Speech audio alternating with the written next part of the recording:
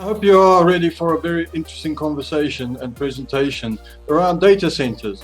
My name is James Francis. I will be your MC for today for this webinar from ITWeb and Africa Data Centers, where we will be unpacking the current and future state of data centers in Africa.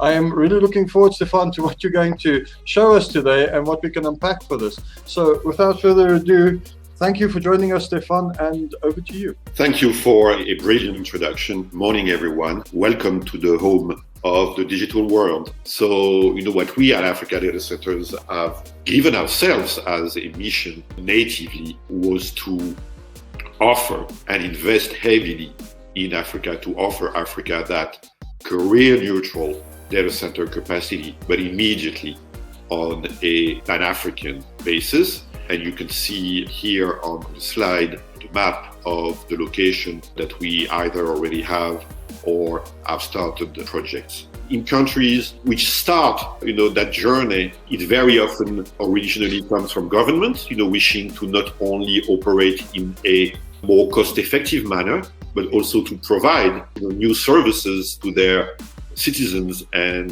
economic fabric. And then banks, the financial services sector, for which Africa Data Centers is, the leader everywhere on the continent, comes because they have to.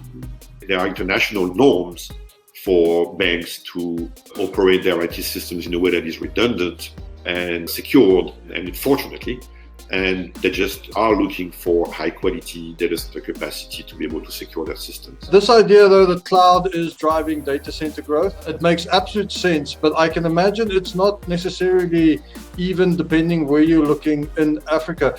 If you had to look at cloud maturity in terms of data center demand, are there different trends that you see in the continent, maybe different stages that the rest of the continent should be aware of? Yes. The key driver here is where cloud providers deploy their platforms.